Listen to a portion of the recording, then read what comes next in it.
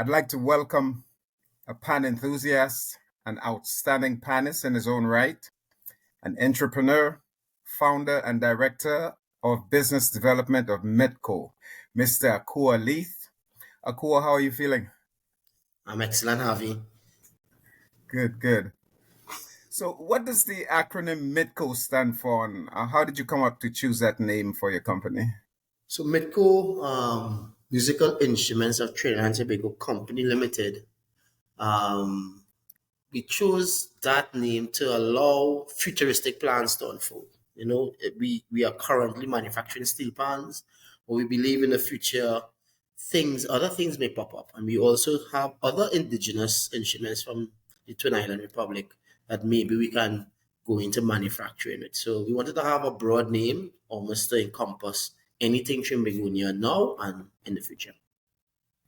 Good, yeah.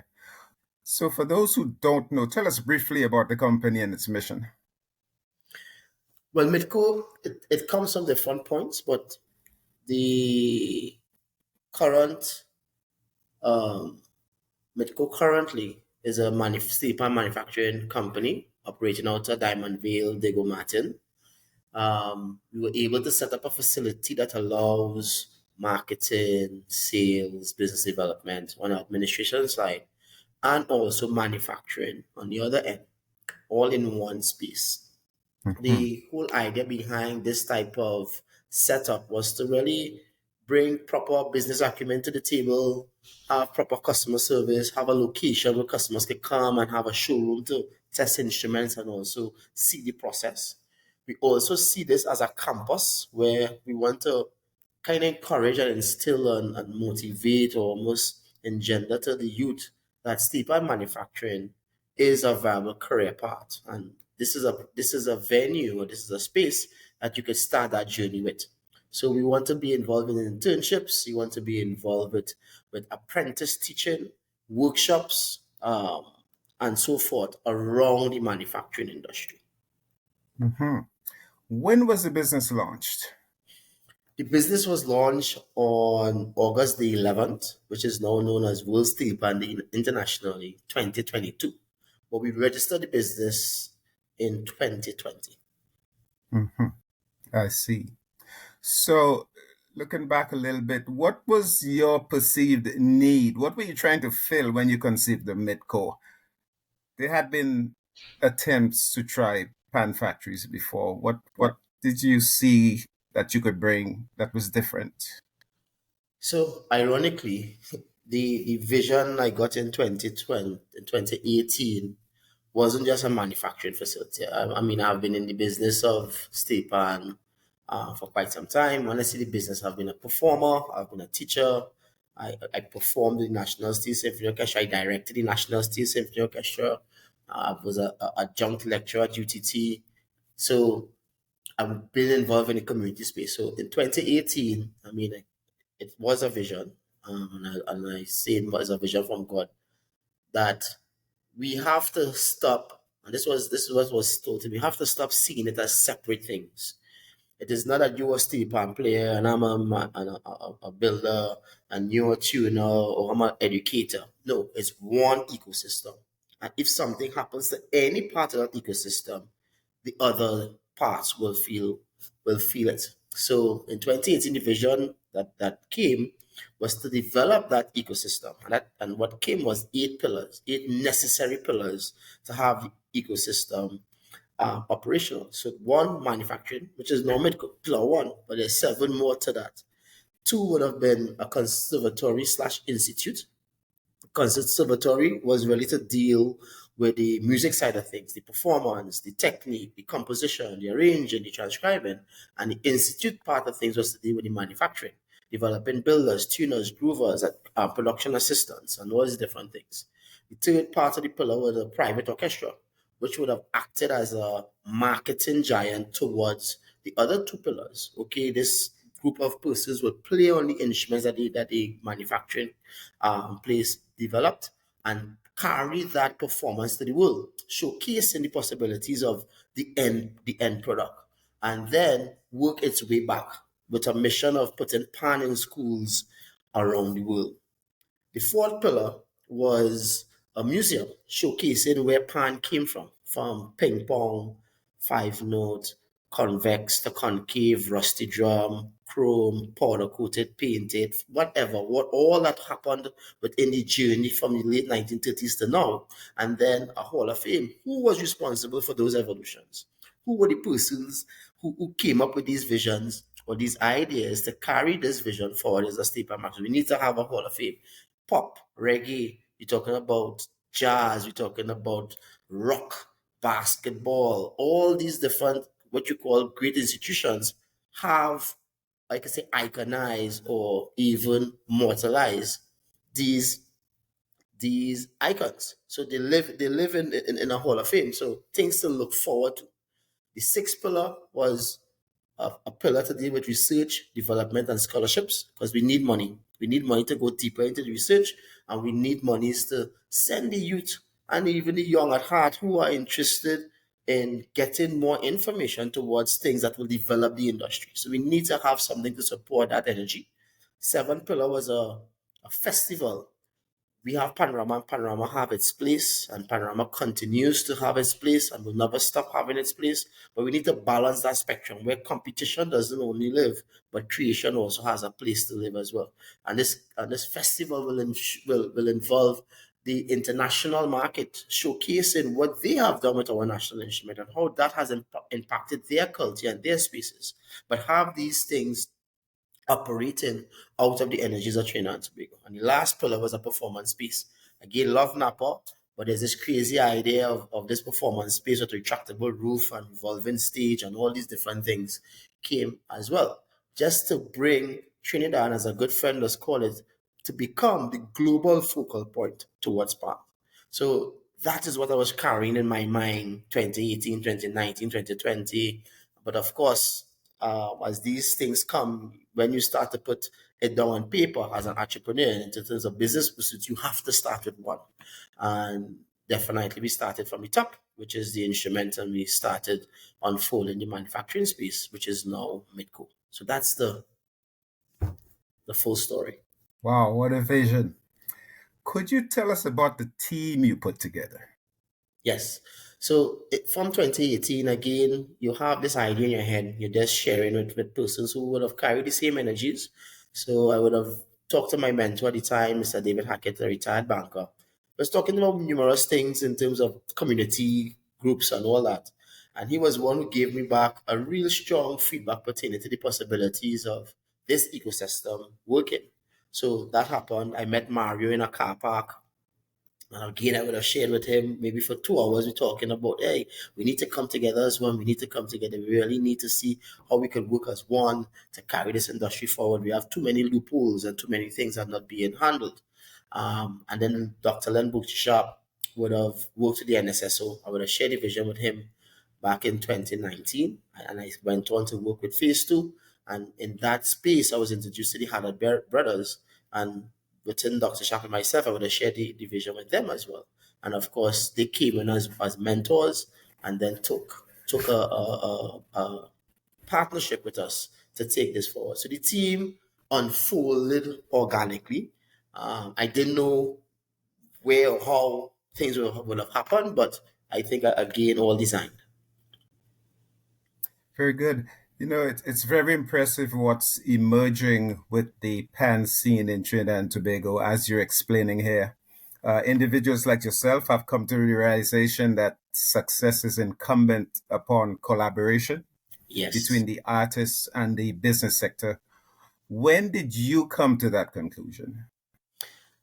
I mean, it's a good question. I can't give you a date, but I can tell you for sure, personally, I have been working on myself, in many different ways. And you said collaboration. To me, collaboration is the eighth wonder of the world. If by now people don't understand, yes, you can do it by yourself, you could go fast, but doing it together, you can go further. We have to start to collaborate. And in many different ways. It's not just the business side, but collaboration is key. I mean, we heard it, cooperation on Sesame Street. But I think it's just to remove cooperation and say collaboration makes it happen. Yeah. So in that, I think in me developing my mindset, on a holistic forefront. I tell people one of the hardest pill to swallow back when, I mean, they're talking about you're the bottom of of your, I can say, your food chain, if you want to call it that, and you realize you are where you are because of you. You are where you are because of you. So that's a hard pill to swallow. But the other part is, for things to change, you have to change. And the other part, this is the part that was most, like I said, liberating, is the only person who's in control of your change is you. So you have total control. And that freed me from all my excuses. My parents, where I was born, the government, who's in politics today, all the things that we bring on the table. I'm not saying that these things don't add to stuff, but I'm saying it can't be the total focus. So when I started to realize, okay, cool, for things to get better, you have to become better, is when I really started to see things moving in the right direction. This taking responsibility. So I can say there's not a timeline, but over a period of time, the last 10 years, I think from 2013, um, I had a significant impact in my life, and I started to move towards developing the new Akua. And this is 10 years after, and I'm seeing things moving in the right direction. Very solid principles, very solid principles. So I see a similar collaboration between Mia Gormandy and Mark Loquan in their pannotation. Do some of these Yes. offerings overlap? Yes, actually, I was part of that project when it was in concept, in its concept form. We would have met out in, I think it's Texas, I think it was Houston. Mark would have pitched his idea, and of course, Mia being academic as she is, and as thorough as she is, of course, started to develop things around that. We had a conference maybe 2 years after that, and the NSSO actually paid tribute to Mark Loquan's music. And in that space is when permutation was birthed as a business idea between me and Mark, and has now been what it is developed to today. So quite aware of what that project intention was, and as I Mhm. said, was part of the early conversations with how it would impact the world. Mhm. So explain the status and the qualifications of your partners in their respective communities. Just let people know Yeah. where they're coming from. So Mr. Hackett is a retired banker. He was at the top of his career, worked with RBC at the time. The Hannah brothers, well, they are the co-founders and CEOs of HATCO. I mean, businessmen in their own right, with a lot of other unfolded, very diverse portfolio in terms of what they offer, from creamery ice cream to distribution to eco and park and all these different things. Mario Joseph is a master tuner, very well sorted after master tuner. He tunes for all the big bands of Trinidad and Tobago, from Exodus and Renegades and Invaders. And he does some stuff in the medium band category, and he's also very well known around the region and the world. So he does a lot of work in Jamaica, St. Lucia, Grenada. He has a huge relationship with Japan. Mario is Mario is has been doing significant work, and I would have met Mario as well in a small ensemble called Siddiqui Sticks on Steel. He would have traveled with the group to make sure our instruments were in tune. So all long time relationships that now come together to form this initiative. Now, was Mario originally involved with Panland? Yes, Mario. Mario myself, I actually came to Pandan as well. So in 2005, I spent 3 years there. I'm not sure how long Mario spent it, but he definitely was part of the Panyam team. And then he actually has his own business called Sticks and Steel. So that's his where he operates his tuning under as well. I see.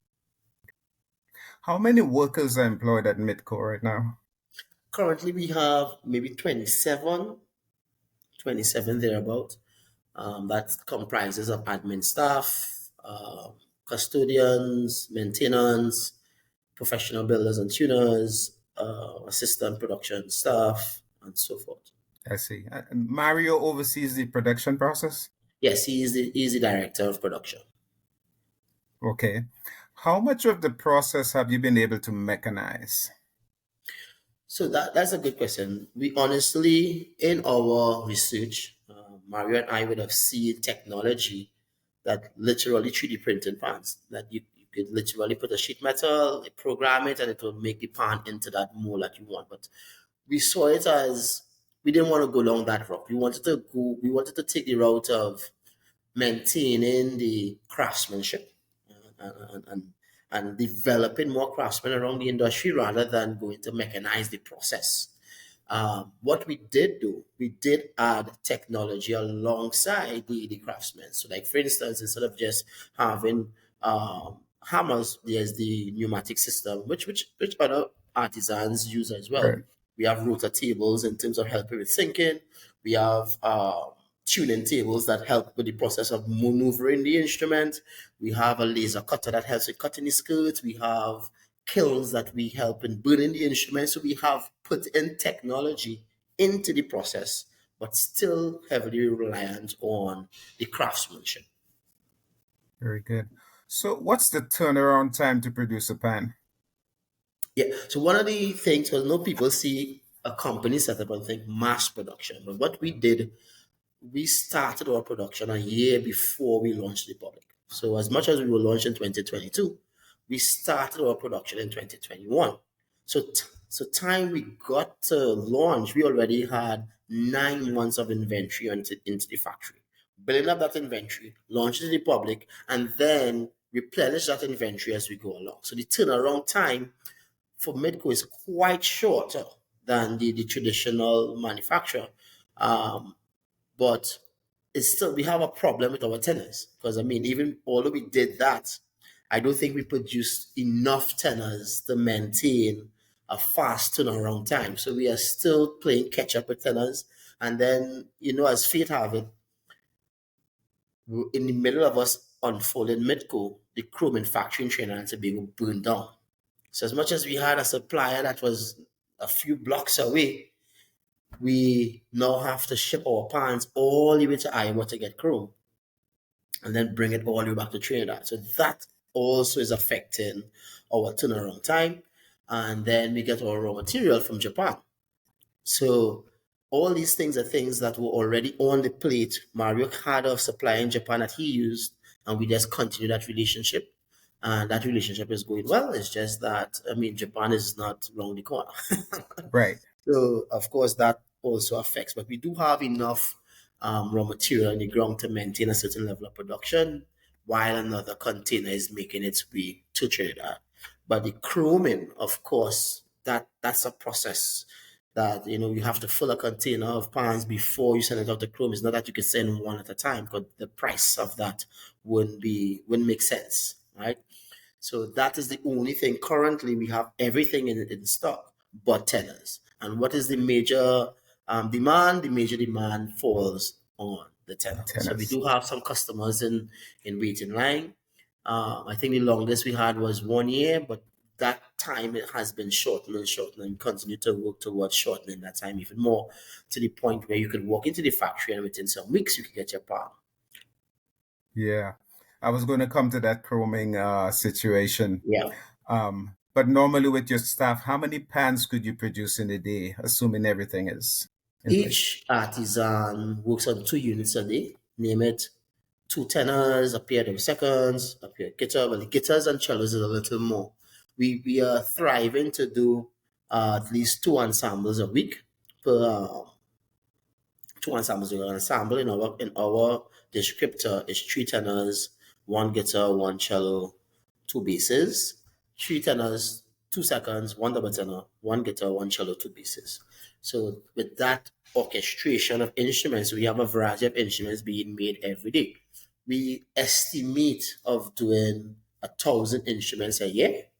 And those instruments again could be a variety of orchestrations from tenor all the way down to bass, but it falls a little above, a little below, based on our first full year of operation in 2023. Mhm. What's the price tag on a single low C tenor?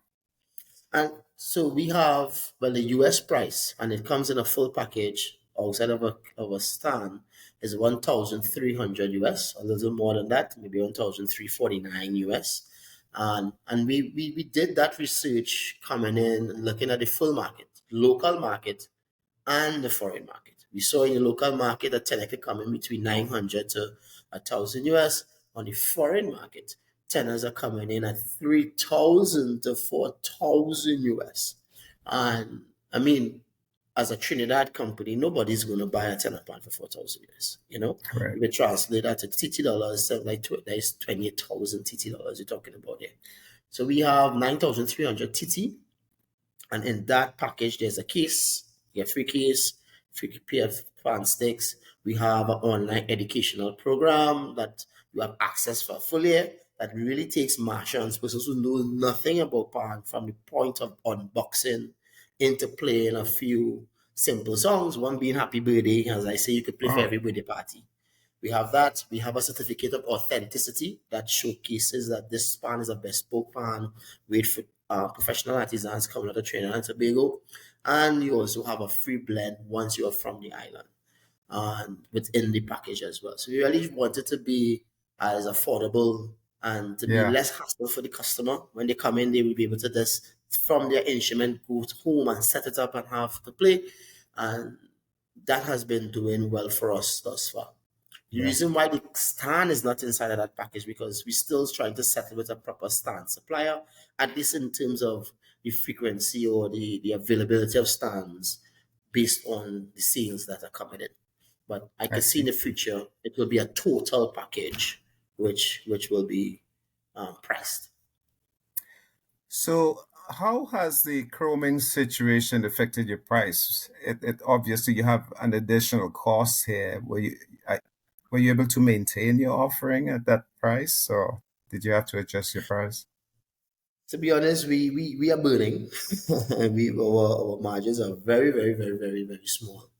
Mhm. But the whole point was is for persons to trust the company. We wanted to build that level of market trust from a quality product at first. You know, we definitely want persons to see that there's a quality product here, and then we will start to see how we could more or less realize. Hopefully, we would like to see the chrome factory in Trinidad back up and running. And that will Yeah, definitely give us a little boost.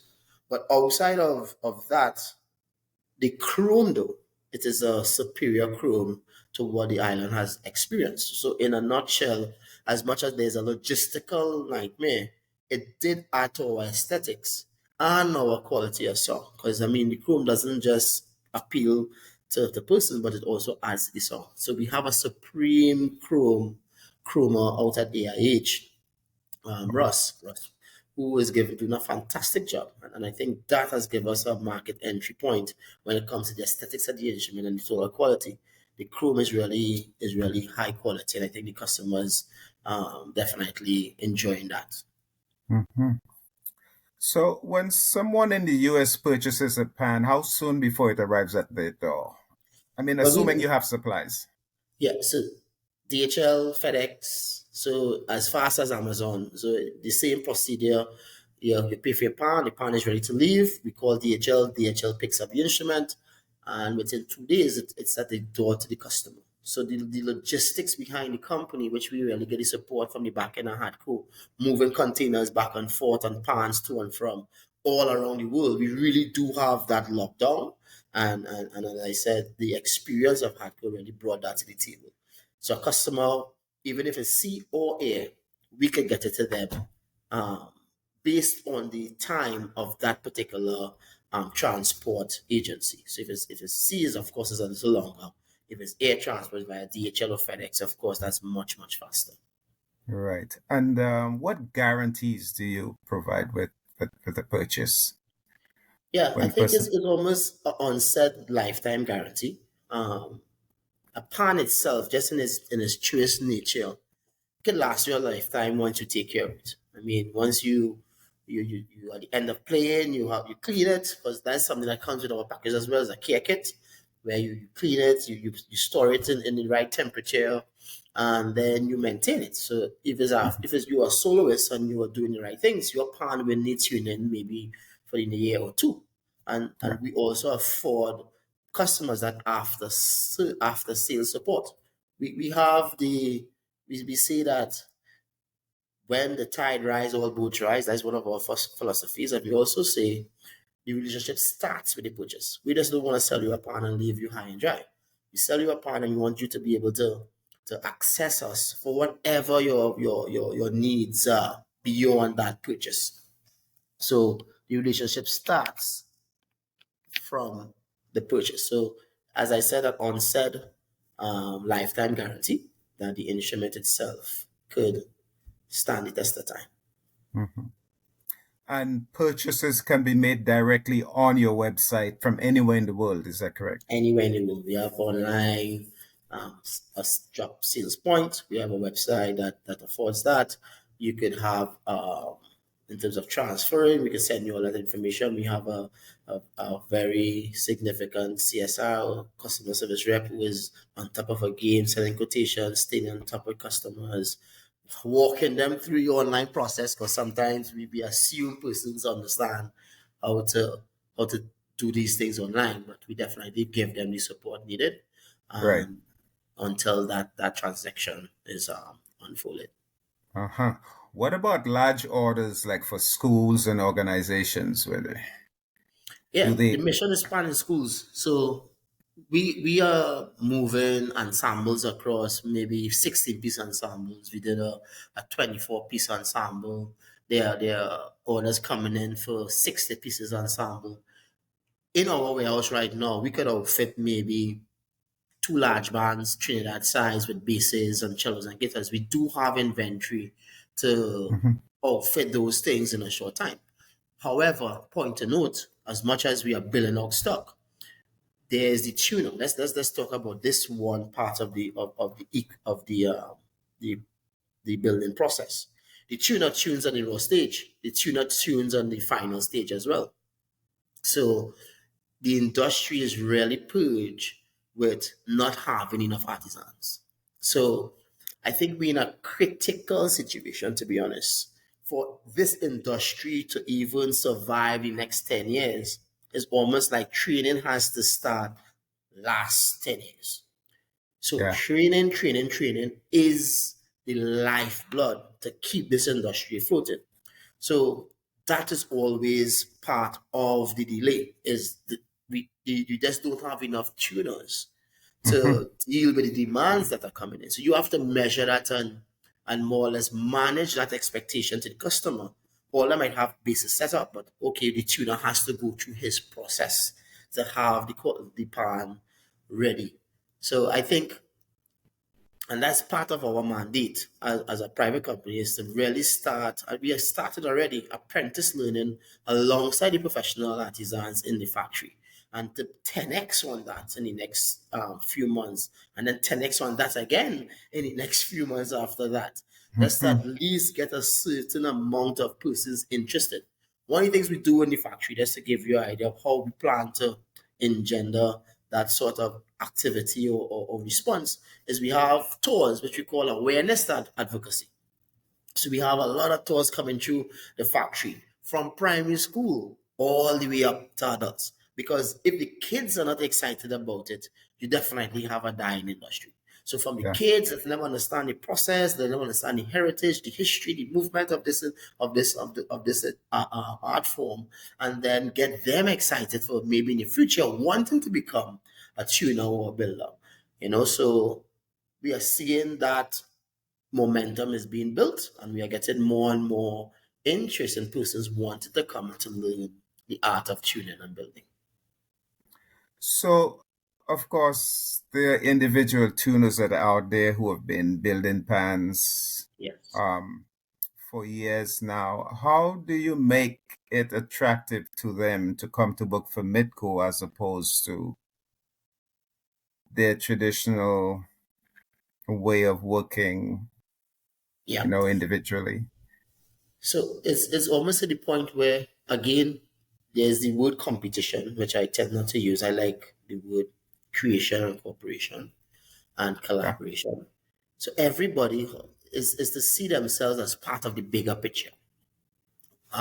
We have a company called Nestles back in Trinidad who do have farmers who work for Nestles, but then they have the auxiliary farmers who Nestle wants a certain amount of milk within a certain timeline for. And I think that is how it could work, where the other artisans, they can remain doing their stuff and maintaining their brands. But if they have any other a little bit of time and they can do a certain amount of work for MITTCO, of course, we are willing to do that. But it still comes with quality persons. I'm not saying everyone is not painting with the same brush and everyone is not at the same level, but Mhm. we definitely looking for a quality relationship. So we're not just driving around Trinidad and Tobago for everyone who says that they can make pan or tune pan and have them come under or do any type of work for Medco. It has to become with a certain track record of quality from that artisan.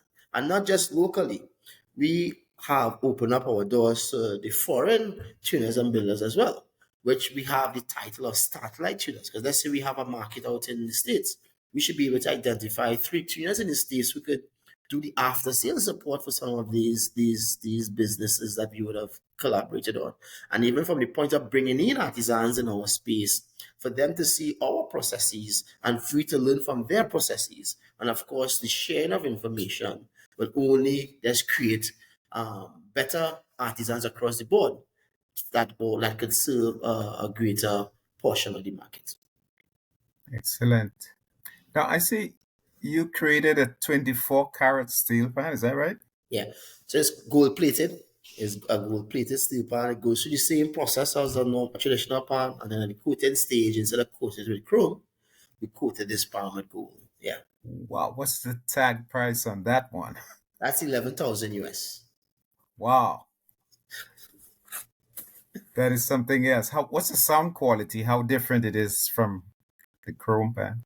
So Mario, who's the professional, I mean, I could hear it as well, but he said, and I heard this from Dr. Cliff Alexis, deceased. He said the best song in pan is a raw pan.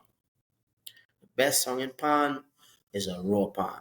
But you Hmm. know the problems of the raw is not protected. So as Yeah. metal, once exposed to the elements, it will rust. The closest thing to a raw pan is gold. You know, gold is very light. It's to the point. It almost fuses into the Gotcha. steel. So Mario says the best sounding pan after raw is gold and then chrome. So that's the science behind the statement as well. So he claimed Yeah. because he owns a gold pan himself. So he said, hey, Wow. the tonal quality is even more significant than a chrome pan. Yeah. Have you had much demand for it? Have you had any Well, we did requests? three. We got one sold. We have a lot of interest for the other one. We got a lot of quotations coming in. It's one of those things we let's call aspirational marketing. I mean, Okay. it's to the point for person to desire. There's a Yeah. market called Dubai, and Ah, you know yeah. in the Middle East, these guys, if it's not gold, you know they don't want it. So you never know. True. I mean, and you're seeing pan is showing up in those spaces as well. So Yeah. if Yeah. a company like us can supply a gold ensemble, why not? You know, Yeah. so uh, let's see how things go. But we Yeah. are just showing persons that the instrument itself, and again, is almost the point of bringing the respect to the instrument up uh, beyond just the seal. Persons to see the instrument, not just okay coming out of the backyards and these different things. To bring that respect to it, you put the optics around it. That kind of gives the human mind to kind of bring that level of respectability Uh-huh. in the instrument. So, where are your major sales coming from right now? Locally, from the Caribbean, the US, Canada, Europe, Japan? It's varying. For sure, around carnival time, it balances off to be 50-50, 50% export, 50% local. But after carnival, it's 70-30. We're getting a lot of interest from North America, the US to be in particular. We get a lot of interest from the Caribbean islands. St. Vincent is building momentum. Guyana, St. Lucia. We have Mhm. interest in Australia, interest in Germany. We got sales in Spain. So it's a diverse, I should say, interest coming from around the world. If you just break it into export and local, it's almost balanced, or the needle tipping more to export than local sales. Mhm. Okay. I see you also offer online classes on how to play the pan. So when Yeah. someone purchases a pan, they can actually get instruction online. That's part of the whole structure. Yeah, so once you purchase an instrument, you have access to that online program for free for a full year. That was part of the package I was explaining earlier.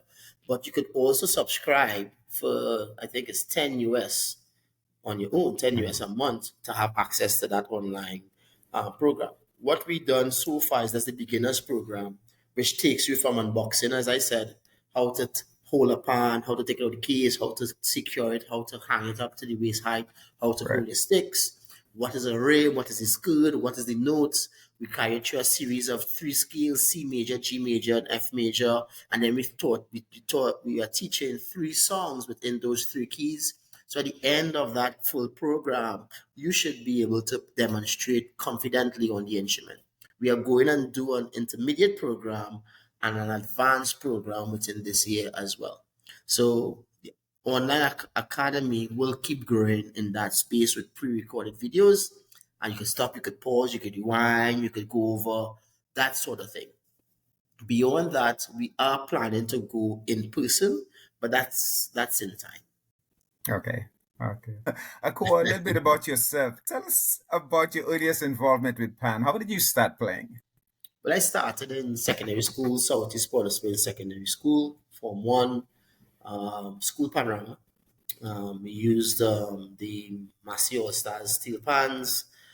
You would have entered into school panorama back in 1994. From that, I never stopped playing. I mean, I went through playing in every school panorama, every school festival. I joined a youth club. My first senior band was Kaib Tokyo. So I played under Ray Holman. I'm actually part of the Pantopia production is based on his music. And I think the song at that time was Pan from Kaib Tokyo. I spent a lot of years in Massey All Stars. So I could say I had a lot of my formative years really was in All Stars when it comes to the discipline and all those different things. I would have won at least two panoramas with All Stars, and then I got the bug to go into arranging. So my simple way of doing that was just to play for other bands or play under other arrangers. So I wanted to play under Jet Samru, so I played with Renegades. I wanted to play um, with Sia Gomez and Liam Teague and Edwin Pushett and all these guys. So I went to where these guys were arranging. So I played for a lot of bands. At that time, it wasn't because I wanted to make money or anything like that. I didn't have any kind of remuneration in the competition, at least at the player level, that was significant. So it was really from wanting to know more.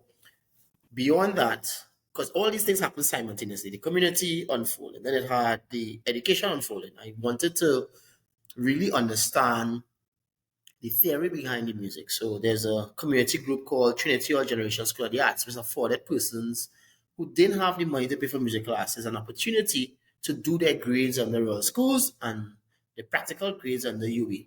And you just pay for your exams and you're able to do that. So I went through that program as well. On the traveling end, I joined a little group called Siddiqui Sticks on Steel. Barbara Patricia was the manager of that group. I was introduced to that group from Cian Gomez, and I traveled the world with that group. So I went to festivals in the States. We went to festivals in the Caribbean. We went to Japan. We went to China, sorry. We went to Puerto Rico. There was a lot of foreign exposure through that space. Academic pursuits, I went to UE. I did my certificate in music when Gate was open, and then I did my degree in Steelpan performance as well. And beyond that, my manufacturing pursuits, I started off in 2005 at Panland, and as I said, I did at least 5 years with Panland, learning to make from Pity Pan all the way up to bass. So I made tenors, and then I went into quality control. On the professional end, I performed with the National Steel Symphony Orchestra from 2007. I was a Mhm. musician too there. I did all the requirements to get to the point of performing in all state functions and command performances done by the government. And in 2014, I left to pursue my master's out at NIU on the Fulbright scholarship. And there we met Liam and Cliff, and I spent 2 years, and I came back home in 2016, and I then directed the National State Symphony Orchestra. So I was conductor and artistic director up until 2022. I arranged from single pan all the way up to medium category. I taught from a community level, so I went back and I teach at tags, I teach at community programs. I also taught at UTT as an adjunct lecturer and so forth. So all that big callaloo, this is the first time I kind of channel it in different from professional Yeah. to community. But I have been around. I mean, just hungry for information, hungry to share, hungry to just contribute and be a servant leader in the industry, bringing my talents and just my Mhm. genuine wants to share to the youth and to persons who are willing to learn. So yeah, Yeah. and now I'm now um, bringing all that training together, Yeah. conceptualizing this ecosystem. Not saying that we want to develop all, but maybe start planting the seeds of the need to have these pillars established Mhm. to really bring forth a viable industry. Wow. So beautiful. So, did you arrange for Panorama this year? No, so I stopped arranging in 2000 and what boy, was it 20? Um, Maybe 4 years ago, maybe 2019. Yeah. What I currently do is support my students and my Yeah. colleagues, friends. So I do drill master work. I saw you had Andre White on the program, so I worked with Yes. Andre White in the single pan category. We now hold two panoramas. We won the last 2 years and one pan in the 21st century. So I'm drilling for pan for quad masters. I also drill for Defense Force and CMB, Concordians in small category, Westers. In the medium category, I work with Kuva Joylanders. Stefan West was my student at UTT. Always wanted to work with that band as well. Stefan now have been consistent in the top three for the medium category. And then in the large, I work for Buccaneers, interim manager.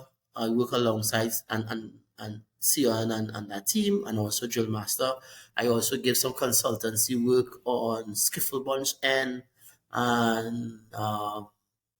I could see what's the other band name?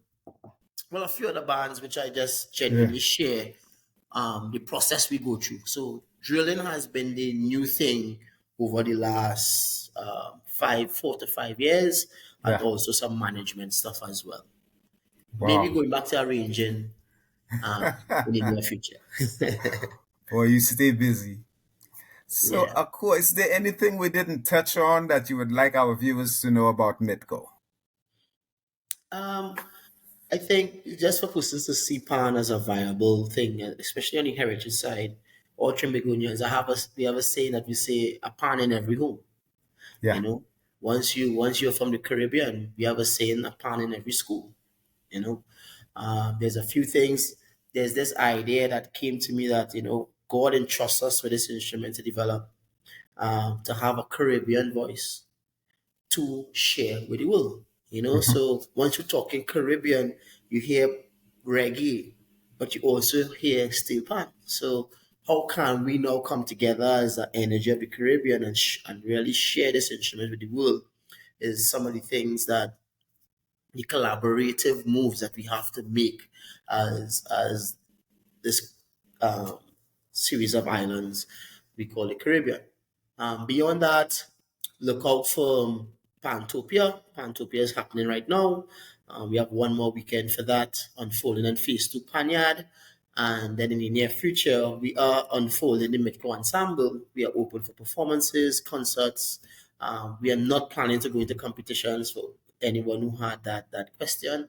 We just want to showcase and give an opportunity for professionals to be able to have a viable, as I say, career in different aspects of the steel pan ecosystem. Okay. Could you give us the URL for MITTCO one time? So it's www.midcott.com. That's our website. If you want my contact is 742-5012. You can send a WhatsApp, keep it informal, or email akua.leith@mitcott.com. Excellent. Akua, thank you so much for agreeing to come on the podcast and giving us some insight into your company and your journey as a panist and an entrepreneur. And I wish you continued success in the future. Thank you, Mr. Harry Best. It's good to finally see you in person and have this long waited conversation. Thanks for having me. Thank you so much. You're welcome. Appreciate it. Bye. Best. The Pan Players podcast is brought to you courtesy of Kakesa Pan Emporium, where you'll find pan products you never knew you needed. Check them out at kakesa.com and get a free Pan Players podcast keychain with your next purchase. Thanks for tuning in, and don't forget to like, comment, subscribe, and share. And turn on the notification bell so you know when we release the next video. Until then, Kute Cheo.